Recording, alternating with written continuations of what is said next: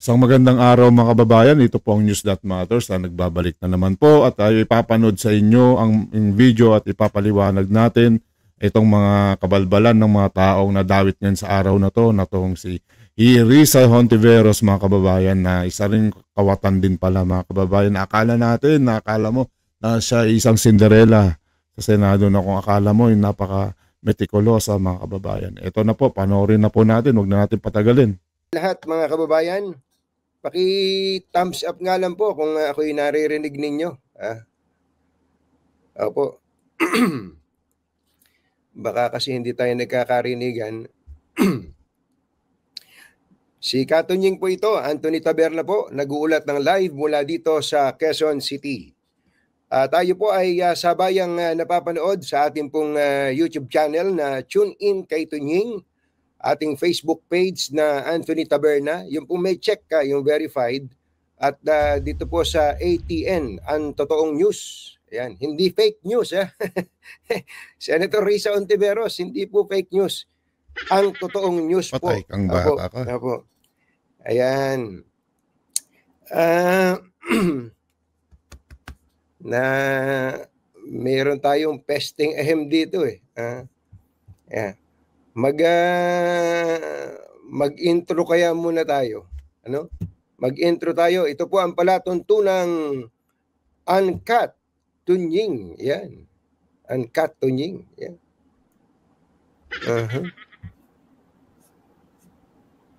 At music dito. Intro music.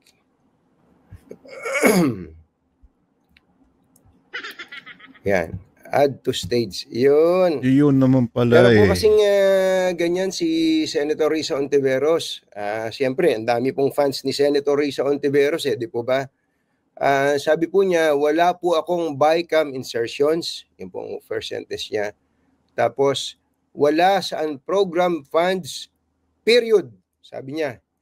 Isa pa, hindi ako pumirma sa BICAM at bumoto rin ng no sa kontrobersyal na 2025 budget.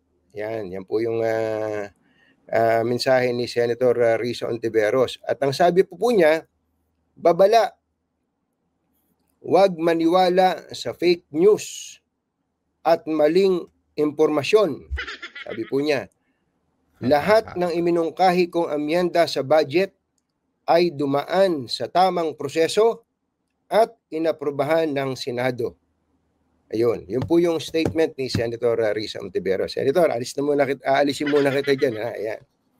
Yan po yung ugat ng lahat. Siyempre po, ako naman hindi naman masyadong bago na sa media. Ako po 33 years na po sa media.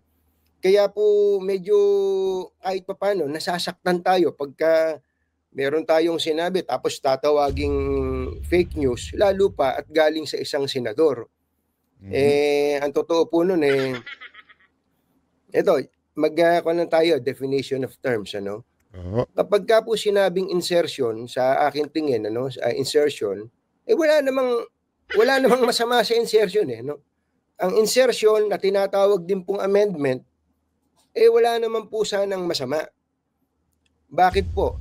Sapagkat ang lahat po ng senador, hanggat hindi po sila ibinabawal, pati mga congressman for that matter, hanggat hindi sila binabawalan na mag-introduce ng amendments sa panukalang budget, tama ko po dyan, kaibigang Tunying. Ito nga si Madam Hontiveros na kung umasta, akala mo napakabait. Tawag nga dyan Cinderella Queen ng Senado.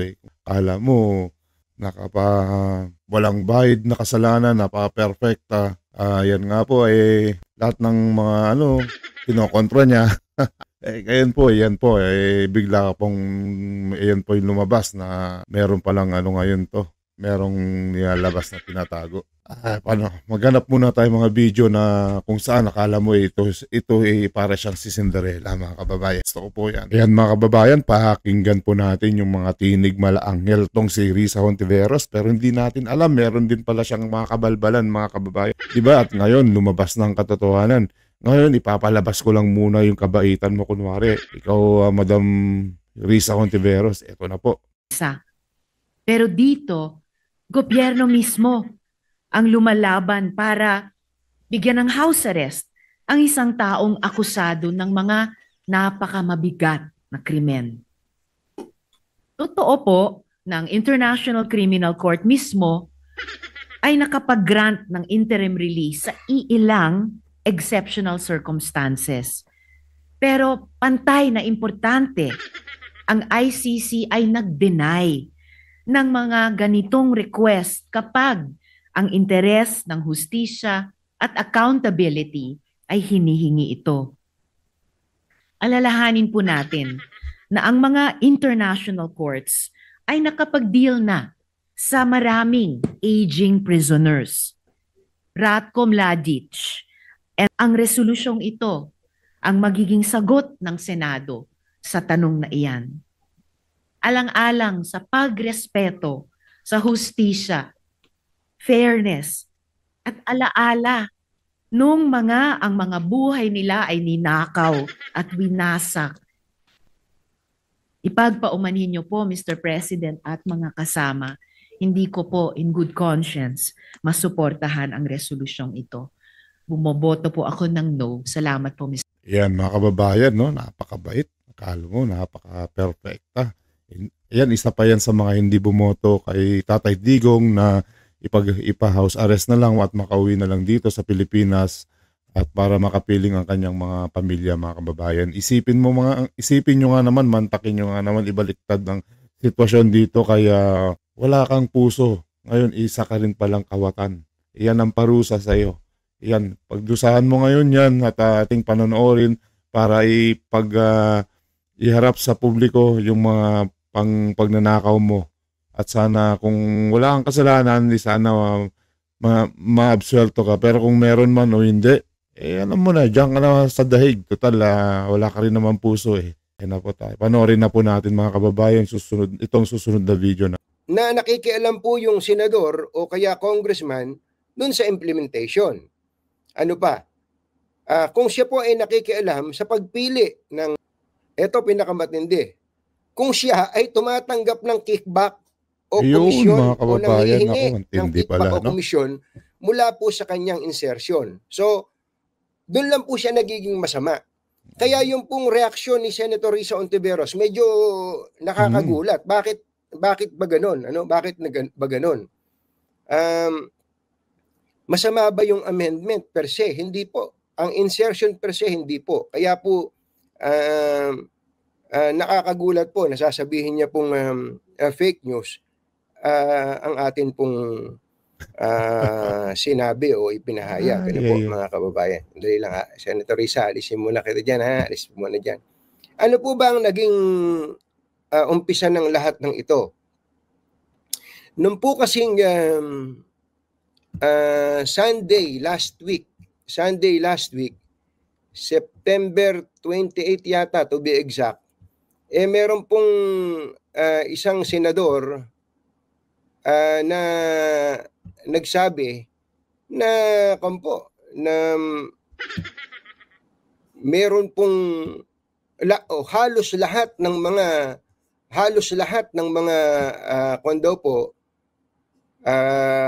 senador ay meron pong insertion. Ito po, ay hindi pala ikaw, Senator, hindi pala ikaw, sorry, remove na pala kita. Ito pala yon. Ayan, no? Si Senator Ping Lacson. Sabi po ni Senator Ping Lacson, almost all, halos lahat ng senador in the 19th Congress inserted around 100 billion worth of items in the 2025 General Appropriations Act. Ang totoo po nun, kaya siguro minasama ng ibang mga senador itong statement ni Senator Ping Lacson na to, sapagkat ang pinanggagalingan, meron pong mga senador na kumikbak nga mula dun sa project na ginastusan ng insertion. Ano po, yan po yun, si Senator Ping Lacson. Yan po yung sabi niya, almost all. Ayan, almost all. Ngayon, meron pong isang senador naman na ang pangalan po ay JB Ejercito, ano po, Senator JB Senator Ejercito, JV Ejercito. na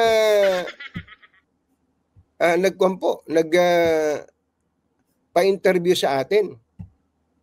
Nagpa-interview po siya sa atin. Ito po yung mismo nagsabi na almost all senators ang merong insertions Yan po, at may mga halaga kababayan. pa nasa mahigit 100 billion daw yung pesos yung insertions ng mga senador. Almost all.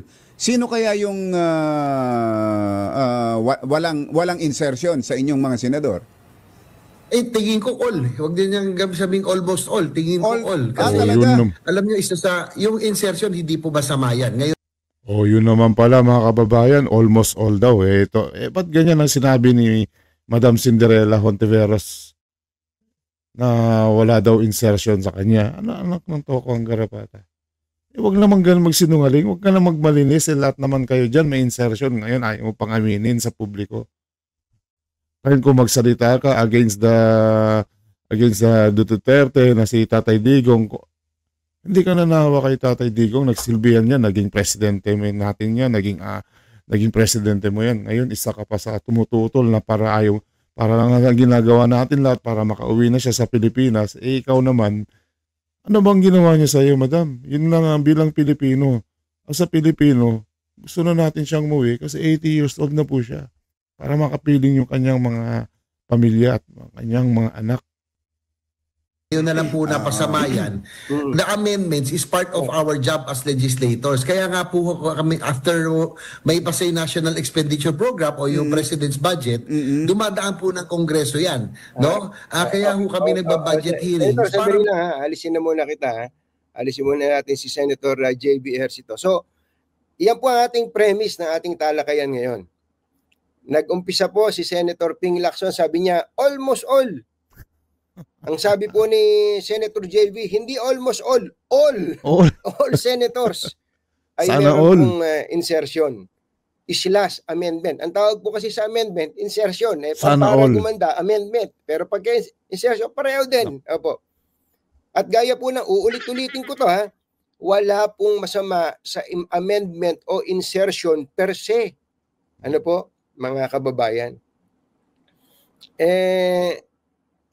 Sabi ni Senator Risa Hontiveros, wala. Wala po siyang insertion. Ano po sabi ni Senator Risa Hontiveros? Wala po akong BICAM insertions. Wala saan program fund. Period. Sabi po niyang ganun, mga kababayan. Anak ng toko. Sir Anthony, ano? Ba't ganyan sila?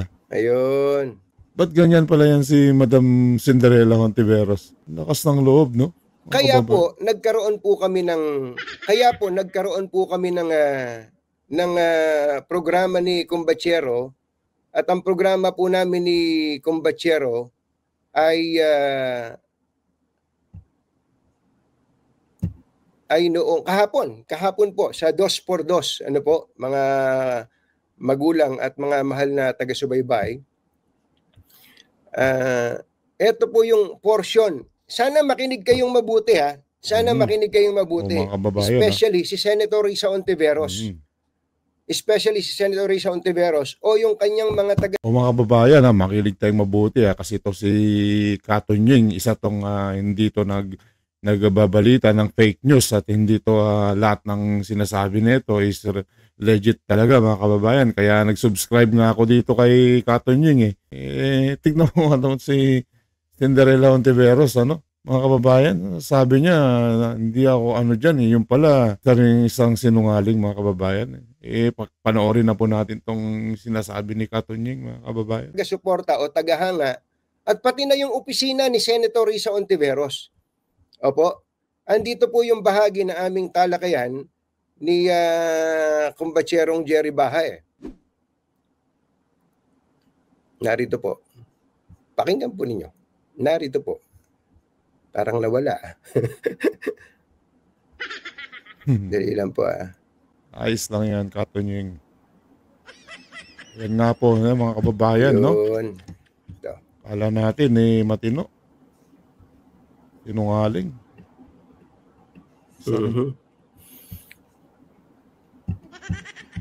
Isa rin kumukontra-kontra yan. Ngayon, sabi niya, mga nililis yung mga Video file. kaso ng mga Document. tambalos-los. Ngayon, isa rin Yeah, pala siya, mga most kababayan. recent. Grabe. Ay, nako. Tiberos, totoo bang meron kayong insertion na 750 million na sa inyong sa budget Ayan. itong taon na to? Hindi ako makapaniwala eh. Kambatsero, hindi ako makapaniwala na may flood control insertion si Senator Risa Ontiveros hanggang ngayon. Oo. Hindi ako ka makapaniwala kasi kahit na sinabi ko na sa'yo, kumbatsero. kahit sinabi Kahit mo na, ako pa nagsabi. parang mas gusto kong Masakit naman yan, kumbatsero. O sige, naniniwala na. Ayoko nasasaktan ka. Hindi kaya po hindi ako makapaniwala sapagkat si Senator Risa Ontiveros ay bumoto ng against Yes. dun sa BICAM report. Oo. Di ba, may kanyan, may ratification ng Senado. Oo. Yung pagkatapos ng yung BICAM report, ibabalik sa Senado at pagbobotohan, iraratify. Oo. Dalawa silang hindi bumoto eh. Oo. Si Senator Risa, saka si Senator Coco Pimentel, pareho silang Dalawang opposition. nasa Ayan, minority. mga Kaya kababayan, hindi ha? ako makapaniwala Baka- na meron siyang insertion. Baka ang Na flood control ha. na flood control. Oo. Baka iniisip niya, hindi, ano lang to. Yun ang ceremonial function lang ng opposition. Ganon. Baka Malupit Parang rin itong ministerial balitang. sa parte nila. ministerial. Kaya lang, yun nga eh. Hindi kaya. Malupit tong balita ngayon to. Itong si Hontiveros, wala daw siyang insertion. Yan nga po kitang-kita na. Ipakita natin yung mga resibo na kung saan nilagdaan niya po yung mga proyekto na yun, mga kababayan. Ito po, ipapakita ko po para hindi lang dito sa mga video at makita nyo rin po yung mga talagang nagpapatunay na meron nga po siyang mga nilabas na mga project na sa iba't bansa, sa iba't ibang bahagi ng bansa natin, mga kababayan. Ang tawag doon sa Ito na, mga kababayan. yan, recent.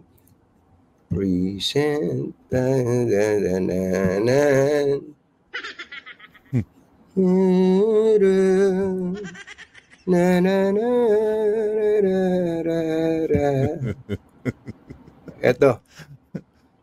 Yun. Ayan na po. mga Lumabas. kababayan. Ay, napindot. Ay, lumabas. Ay, Ayan na po, lumabas. Ayan mga na po. kababayan. Kaya po. So, yan po yung ilan sa mga insertions o amendment ni Senator Risa Ontiveros ayon mismo sa record ng Senado. Ano po? Ayan po, yan po ay ang total po pag nakita ninyo, mga kababayan, ay andito, nakikita niyo po ba to? Yan, itong iniikutan ko na yan. 3 billion 35,800,000. Tapos andyan po yung mga project. Andyan po yung project. Construction of multipurpose. Ayan po sa Tondo. Construction of multipurpose District 5 Manila. Construction of road Barangay Palapad San Fabian Pangasinan. Construction of road Barangay Kasampagan Laoca. Pero tigil muna ako dito. Oho. Tatanungin muna natin ang opisina ni Senator Risa Ontiveros. Baka kasi hindi alam ni Senator Risa Ontiveros to eh. Itinatanggi po ba nyo na sa inyo ito? Yun po ang tanong ko. Itinatanggi po ba ninyo na ito po ay amendment o insertion ni Senator Risa Ontiveros? Tutuloy natin ang basa. Construction of road Barangay Aris, Lawak, Pangasinan. Construction of road Barangay Domingo, Alarcio, Lawak, Pangasinan. Construction of road Sitio San Jose, Kakandongan, Natividad, Pangasinan. Maraming salamat po, mga kababayan. News That Matters po. Huwag niyong kalimutan i-share, i-like at subscribe. At nang sa ganun at napapanood dito ng ating mga kababayan dito sa Pilipinas at sa iba't ibang bahagi ng mundo, mga kababayan. Maraming salamat po. God bless.